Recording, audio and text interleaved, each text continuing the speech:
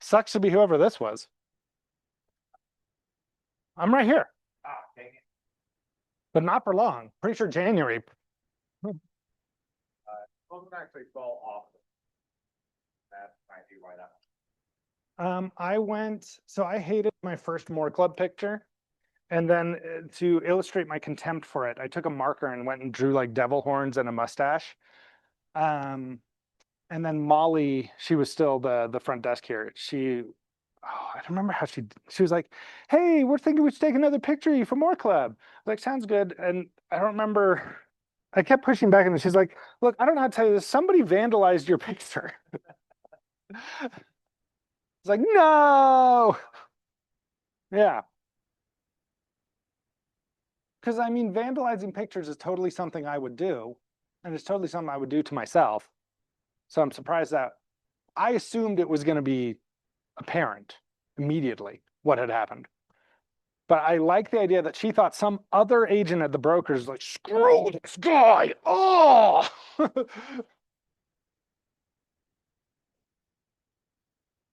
Going, Cavan. Let me go see if anyone else thinks their clock. all right. I'll start teaching about negotiation. What's your name? Brooklyn.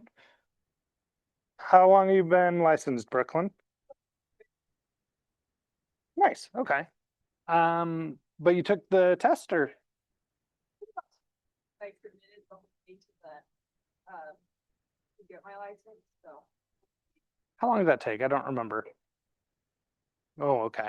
So you're just sort of in limbo now. Although you're coming to classes, which is very good. That's smarter than I played video games all day. Um, well, why did you guys get into real estate? Arad, well, why are you here? Um, Really? Why is that?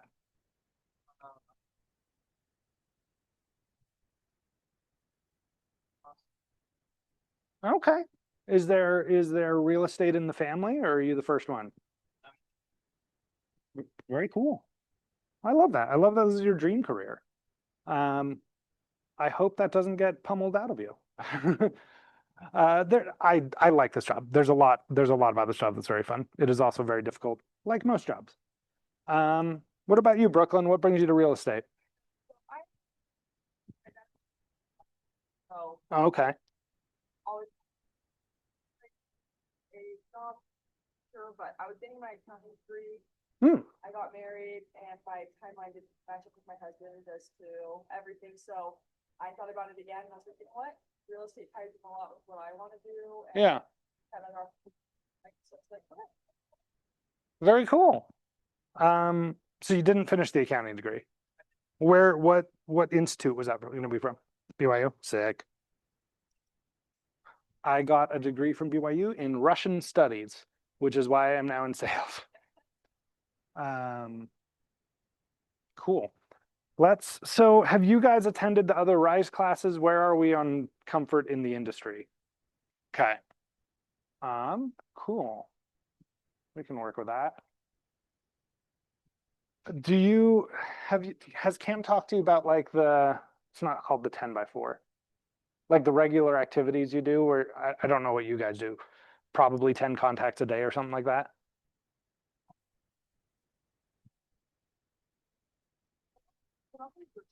So like, like that, Yeah.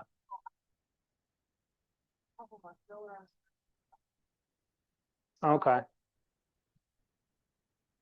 Okay. Fair enough. What's your name and back? Hi, Bailey. How long you been licensed? 3 months. Excellent. How's it going? Okay. You got active clients? How's the pipeline? Great.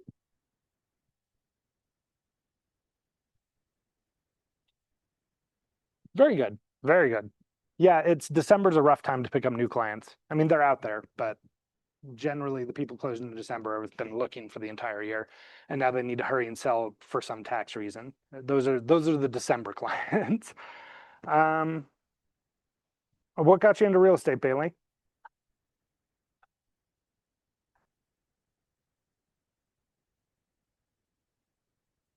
Yeah, yeah, very cool. Okay, have you done other RISE classes before this one? Okay. What we're gonna do, so we're talking about negotiation today, and specifically, we're gonna talk about the negotiation to get a house under contract. So a couple just basic things. So you will also have negotiations surrounding the inspection and then sometimes surrounding the appraisal. We're not going to get into those in any depth, but the principles here are going to apply in every negotiation, even ones that have nothing to do with real estate. So first, this is my name. So that's my first name. It's pronounced Cavan. I also answer to Kevin. Also, that's fine. And then my last name really actually is Helps. And then this is my phone number. If you text me your name and say that you're a new Keller Williams agent, then I'll add you to my phone. And then if you have questions or stuff, I'm available because I'm a nice and helpful and smart person. And if you don't, then I won't have your number and I won't be able to. So, okay. So with negotiations, essentially there are two resources that you are acquiring and spending during every negotiation, which is information and relationships. A general rule of thumb is that whoever has more information or better information is going to win the negotiation.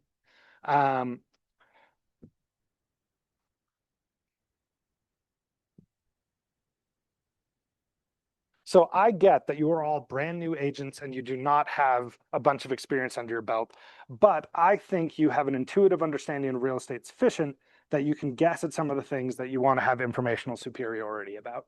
Oh, also I coined that term, informational superiority. Write it down. It makes it sound very cool and important. But there's not a quiz or anything. That's not how any of this works. So well, yeah, shoot out ideas at me. What are things that you think the information could help you when negotiating a contract to purchase a home?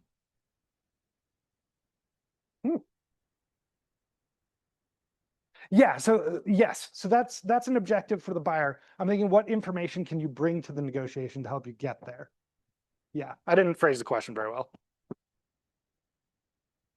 Yes, okay. So there are some very specific metrics here that are worth looking at, but from the newbie perspective, what are some conditions of the market that would be useful to know? Yes, that's perfect. I'm going to put median sale price, but that's exactly right. What else?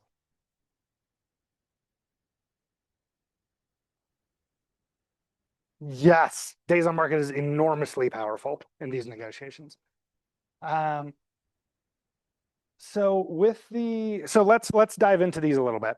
The median sale price, if you are negotiating for, for example, a 4-bedroom, 2-bathroom home in, let's say near Traverse Mountain, then what you want to do is like, yes, it's useful to know, okay, in Utah County, 4-bed, 2-bath typically goes for this amount.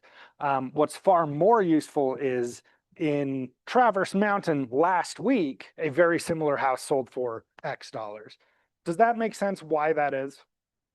So you want to be as specific and pointed as you can, and both the seller agent and buyer agent will benefit from knowing this.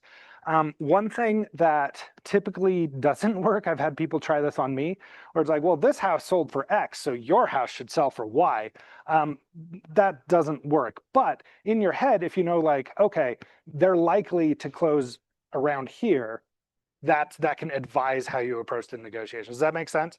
I'm being very vague right now. I promise we'll get to specifics in just a second. And then the days on market is another one. So right now, it's I think 41. I haven't run numbers yet today. Days on market in Utah County is about 41. And then I'll have a new number later today. And so if a house has been on the market for 1 day, the seller probably has very high morale. They're probably feeling fine. You're not going to come in with a low ball and knock them dead. If it's been on the market for 370 days, without any price changes, then you can probably conclude that they're holding very, very firm on this price because they haven't come down after a year. And then as you approach the days on market, it's like, oh, it's been on the market like 41 days. The sellers probably, their morale is probably flagging. They're probably thinking, do we need to lower the price? And so days on market gives you an idea of both what the agent and seller are probably feeling. You're never going to know, but that it gives you an insight into what they're probably feeling. With me so far? Okay. There are other things to know about the market, but genuinely, I think these are the two big ones. How long has this particular property been on the market relative to how long should it expect to be on the market? And then similar properties like this, how have they performed in the market? So relationships, we don't need a list here, but I don't know if this is a Utah thing. When I look at the trainings that come from Keller Williams, Texas, I think it might be a Utah thing. But there is essentially when I'm calling a listing agent to talk about a contract, which I always do. I always try to have a voice-to-voice conversation with the listing agent because you call them and you're like, hey, I'm going to pay you a compliment. And oh, what a tough market. We are agents.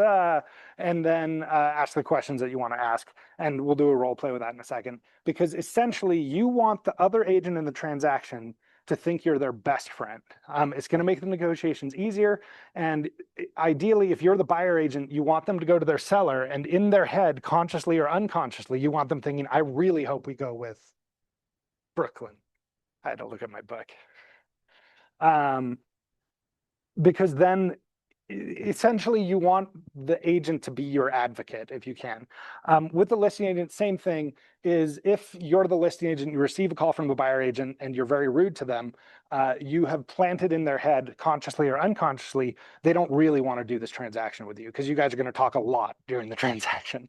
And so you always want the other agent to think you're their best friend, that you're working with them. And yeah, to be cooperative and nice, because that's the sort of people they're going to want to close businesses with, close deals with. What did I do with purple? I don't think we need to list off things here. I'm just going to put the word relationships. Okay. And then there's one more category of information that I want to look at here, which is let me call it motivations. Basically, the more information you have about your own client, about the other party's client, and then about the other agent, the better you're going to do. So,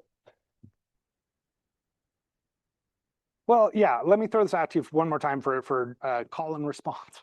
What are things, if you're the buyer agent, what are things that are helpful to know about the seller?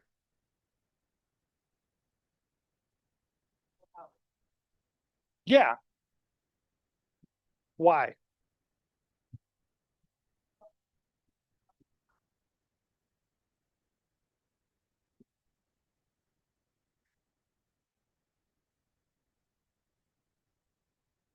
Yeah, perfect. Anything else?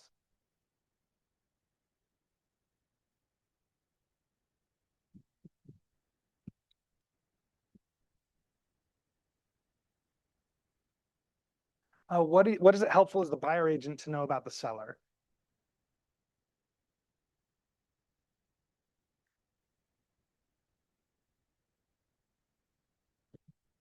Yep. Yeah. So I'm going to break urgency down into some subcategories because I think timeline is itself specific and very useful.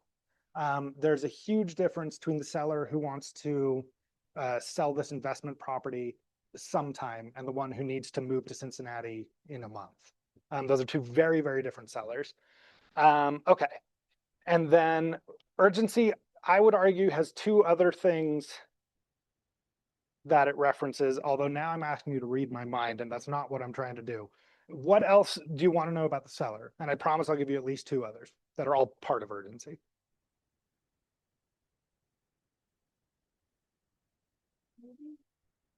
Yeah, perfect, perfect. So this I'm going to confusingly call motivation again. Because again, the seller who's moving because they're getting a divorce and the seller who is relocating for another job are two very different sellers who are going to behave differently. And then the why also covers this, so I'm just going to do the what's next. If they're taking the money to 1031 into a bigger property, or if they need the money to pay for their child's funeral, yikes, then again, that's going to change their behaviors. Okay. And then to save the trick question, with buyers, you pretty much want to know the same things. With buyers, it's not necessarily what's next. Obviously, they're moving into the property or they're using it as a rental. But with the buyers, I would call this ability. Because if the buyer's at the very top of what they can afford with their loan, they're going to behave differently than the buyer who has $200,000 of wiggle room. All of that feels self-evident to me. Is there any questions about any of that? Okay, so let's talk about, oh no, there's one more concept that I want you to know, and then we're gonna do some role play. Can I erase this? Everyone who wants my number has it. Okay. This is a tiny whiteboard. It's kind of like emasculating, but I don't know what to do about that. Okay. So one other concept I want you to think about when talking about sellers and buyers and their urgency is what they'll call in business school the BATNA.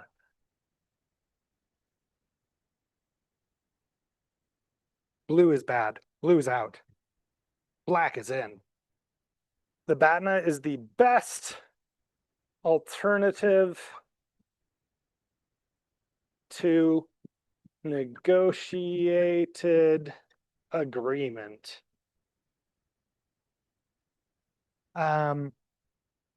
If this deal falls apart, what is the other party going to do? And what is our party going to do? This is stuff you put together from the other information, right? If the market is really cold and you're pretty sure you're the only offer the seller is looking at, then you have significantly more power more leverage that you can use in the negotiation. If they've received 23 offers, that is a very different situation. Again, for I think obvious reasons. And so when you approach, you should already have a hypothesis about what the BATNA is. You should know your own client's BATNA. That should be clear already. And then based on market conditions, you should be able to make reasonable guesses about the other parties. Yeah, cool. Any questions about this? Okay. Then I'm going to give you a really basic outline for how the phone call to put something under contract. So as a listing agent, you're very rarely calling a buyer agent to solicit an offer. I mean, that does happen. But in this case, what's overwhelmingly more common is the buyer agent is calling the listing agent. And so we're going to do the script from that point of view.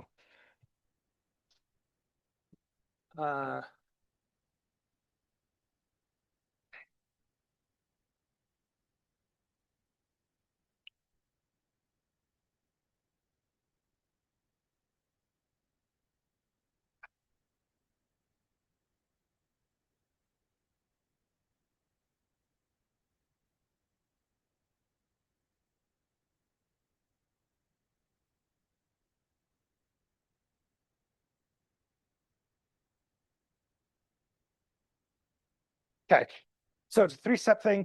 I literally do these in this order. Throughout the entire transaction, you should be doing both of these all the time. So who would like to be on the receiving end of a pretend Z's phone call from me?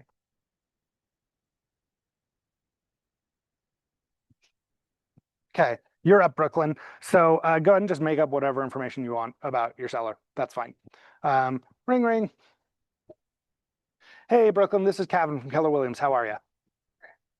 Good. So I just took a buyer through your listing on 123 Main Street, and they absolutely love the place. I want to say you actually did a really good job pricing it. It seems like it's going to be pretty competitive. Are you getting a ton of showings?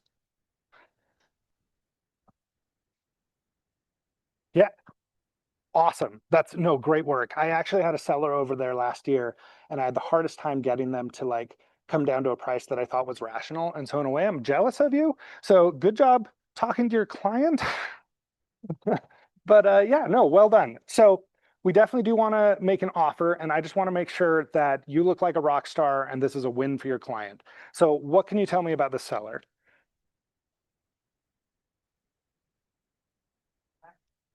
We'll talk about it. Go ahead and we'll get to that. Go ahead and just be natural, but we'll get to that.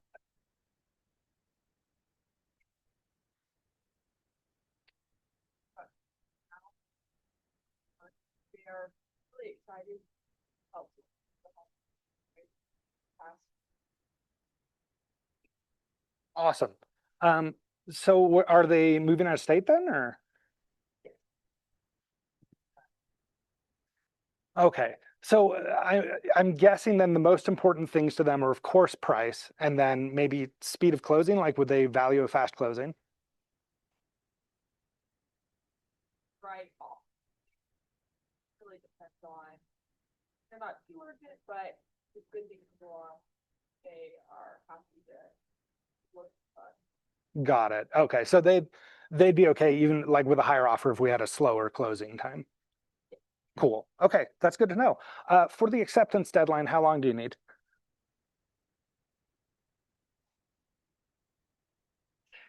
2 weeks. Okay, cool. Okay, thank you so much. Bye. Click. All right. Very good. Good job, Brooklyn. Yay! There's only 4 people in the room. You have to clap.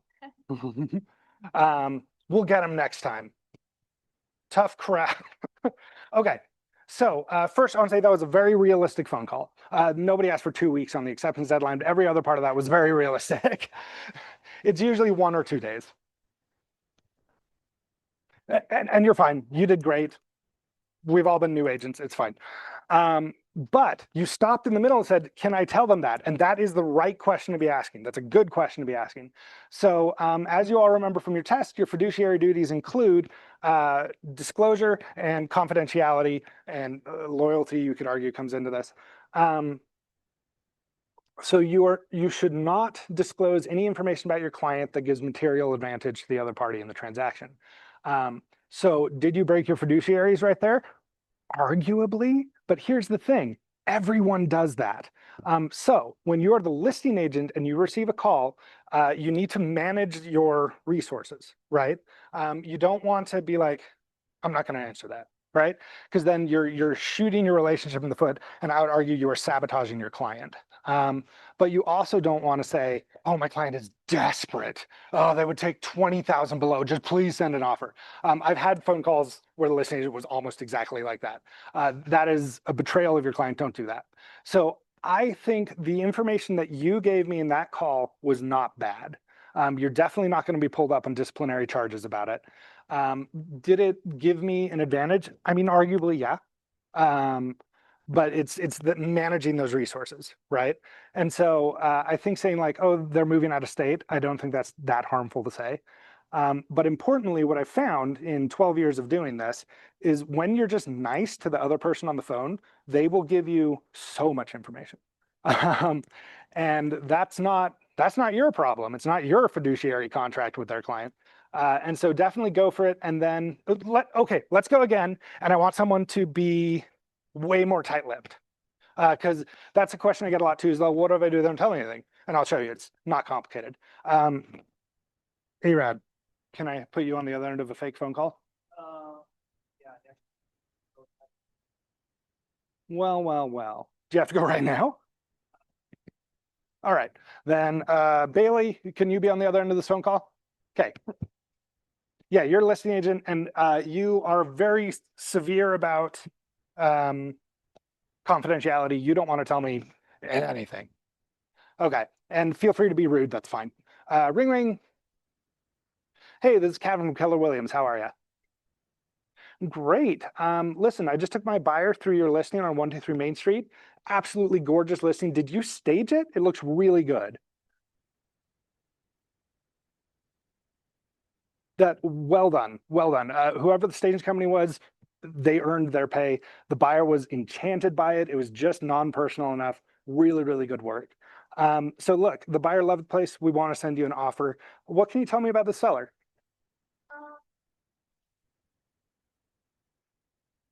Okay, no, that's fair. I respect that. Good job keeping your fiduciaries your client. I get it. So we do want to send you in an offer. With the acceptance deadline, just let me know how long you need. What do you need for that?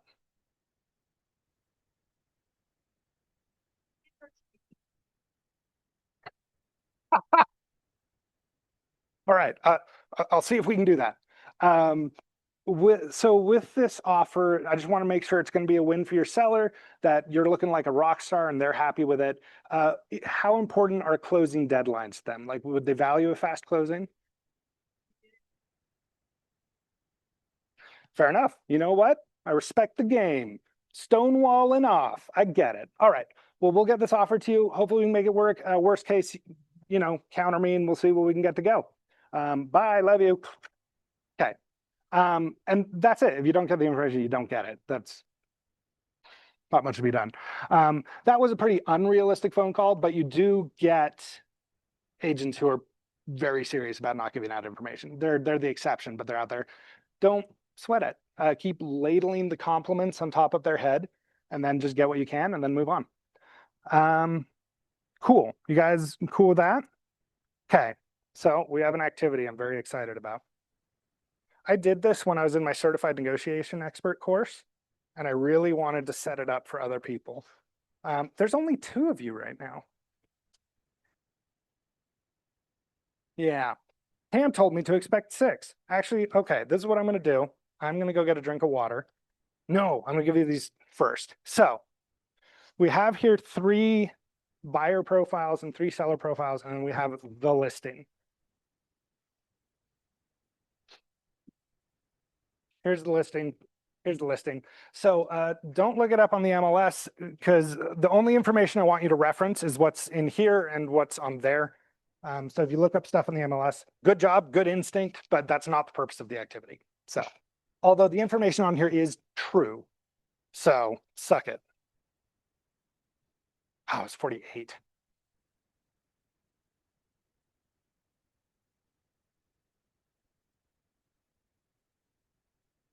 All right.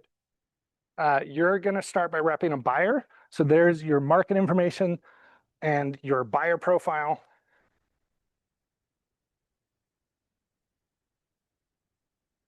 And then Bailey, you're going to represent a seller. So here's your market information and information on your seller.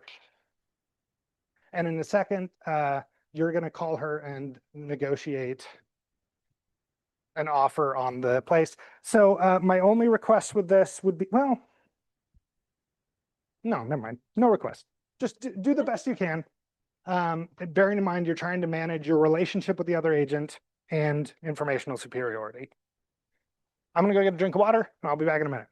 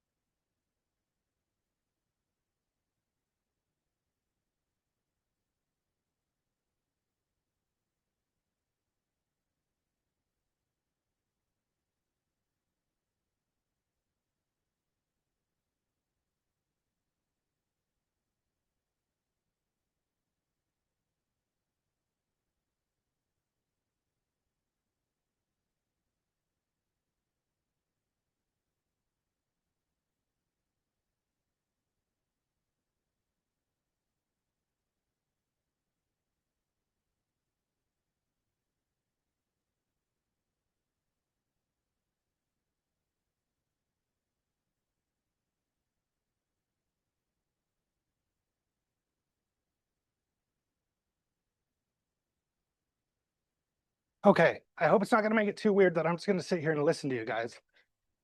Yeah. Um, one other thing that I feel like the whole company's moving in this direction culturally. I'm not a big fan of script. I'm a huge fan of outlines. Especially if there's a call you're nervous about, like most negotiation calls most of the time. I like to write down like, sorry, I'm out of breath because I'm fat and I went up the stairs to get a mint. I like to write down like, here's my goal, here's what I intend to do to get to that goal. And then that just sort of helps me, like if they say something weird or totally off the wall, I have like a structure to come back to. Um, you guys ready? Almost. Oh, I'm sorry, go for it. Which buyer profile do you have? Okay, I'm gonna read it with you now.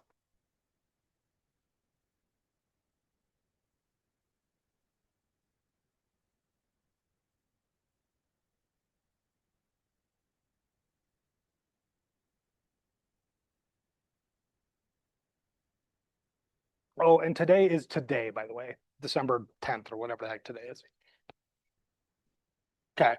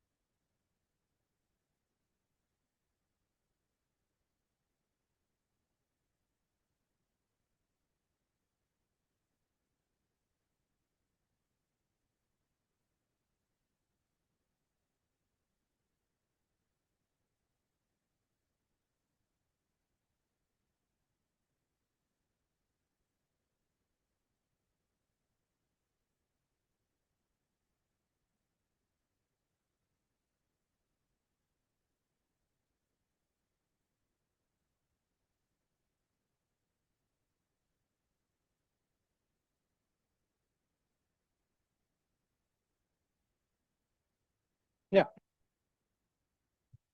No, just call her Bailey. Oh, that was a good question. Something I like to look up, which is a little beyond the constraints. So I like in my head, I want to do like a negotiation 201 course because there's a lot more to be said on this topic. But I like to look up the agent and like how many sales they've had and what their usual concession rate is. Just give an idea of like what they've been able to talk clients to do in the past. And then someone who's sold like 2 houses this year probably has another job. Someone who sold like 6 is probably like desperate for a sale, and someone who sold 48 doesn't have a lot of time for the phone call. So,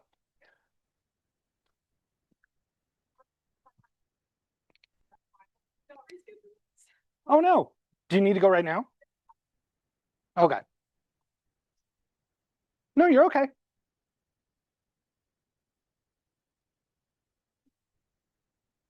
Okay, let's do it.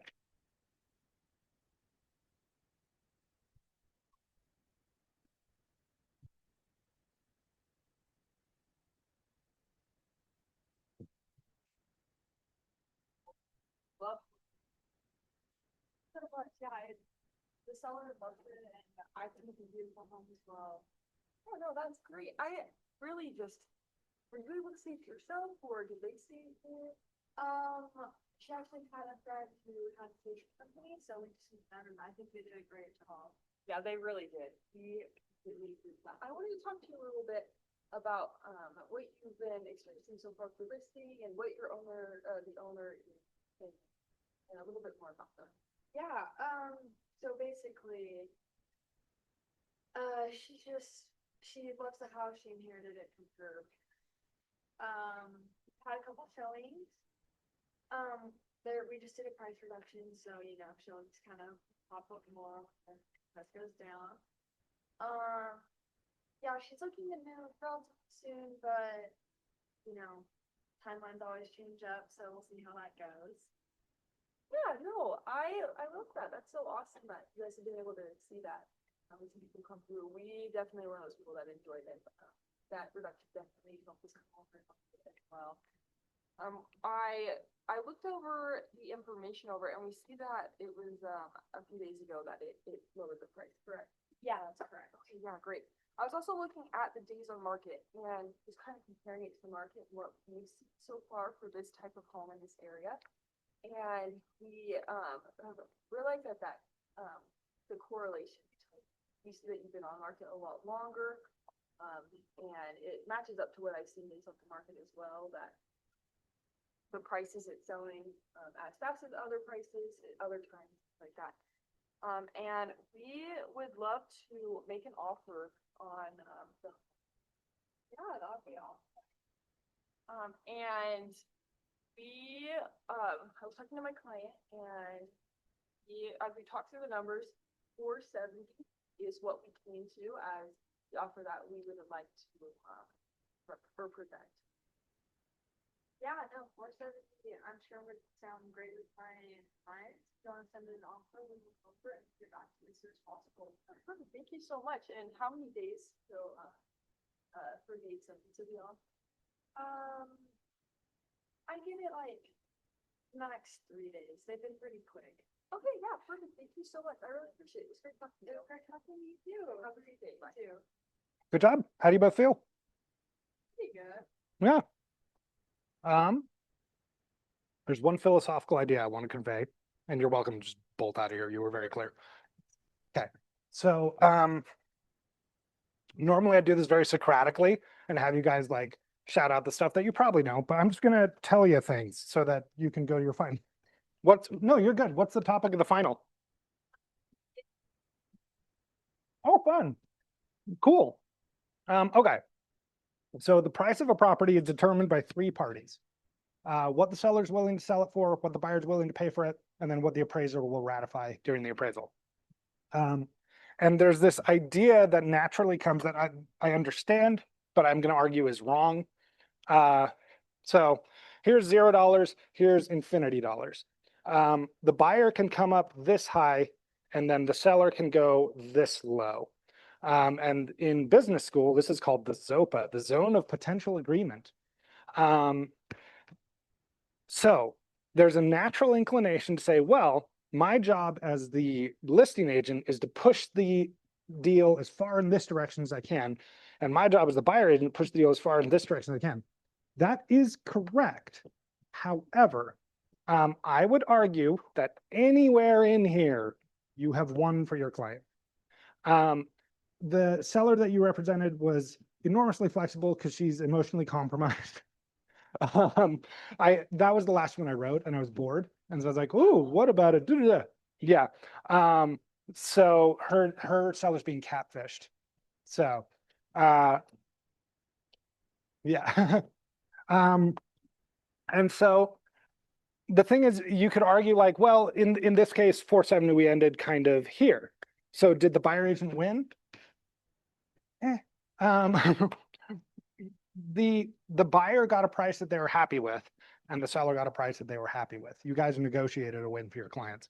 And so in the end, it's really about the narrative, I guess, where if you're like, the seller's like, my bottom line is, you know, $4.70 and $1. Well, we came $1 below that. How are you feeling? Oh, that's the same. And so the line I want to balance here is you do want to fight for your client. You do want to push that bar, but it's way more about the experience your buyer or your client has with the outcome. And so, for example, if you went back to your seller and you're like, oh, they're coming at 470, I couldn't get them to go higher, then we presented, we're losing, right? But if it's like, you know, you said you were comfortable with much lower, I got you 470. Bow, bow, bow, bow. A trick I like to use with the other party is like, it's kind of a meet in the middle strategy where I'll over ask and then act devastated when they come to whatever my client actually wanted.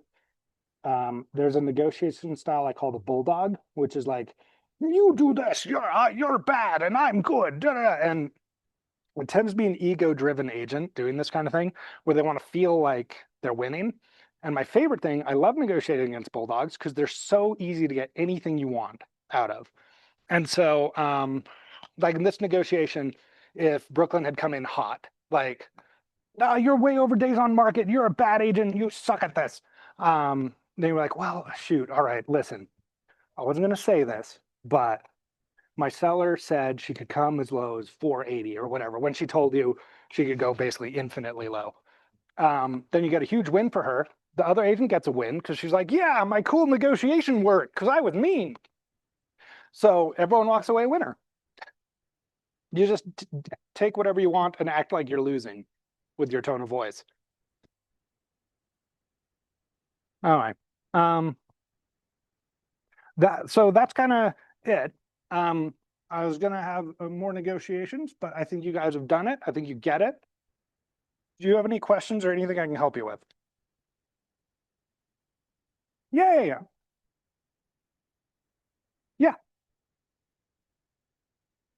Sellers, like, they already bought a house, Uh-huh. they just really. Could you say like, oh yeah, they already have bought a house and already moving out, they're not selling, is that like, would that? So there's not like a hard definition of what constitutes a violation of confidentiality. If you have questions about that sort of thing, what I do is I just ask the seller, are you okay if I use this information as part of the negotiation? But there's stuff that like affects the material deal. Like for a divorce, you have to tell them the seller is getting a divorce, because that's going to change the nature of the deal. You're just screwing up the deal if you don't tell them. But stuff like they already own the new place, of course you're not obligated to say that. I always just ask the seller for permission, like, listen, I'm not going to put you at a disadvantage. Can I just use this information strategically to keep things moving? And almost always they'll say yes. Or if there's something they feel weird about, they'll say no, and then you know. But I've never had a seller say no. So yeah, any other thoughts? Cool. Yeah, my pleasure, guys.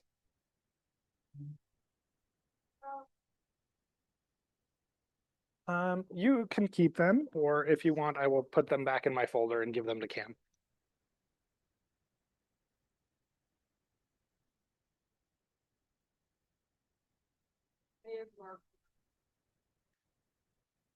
Yeah, you're welcome to, and you can have the other profiles if you want to do other practices. Yeah. Who did you had? You had buyer 2, the tenant, right? Okay. Next time I teach this course, I'm going to make all of them as funny as seller 3 because Yeah, no, I was like laughing. I was like, if this happened in real life, it'd be so interesting. It was nice to meet you both. Good luck with the final thing. I'm going to give you a full kit Sounds great. so you can set up your own negotiation tournament.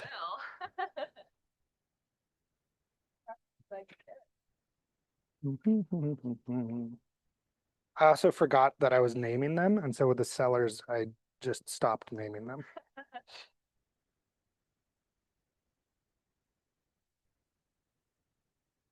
How long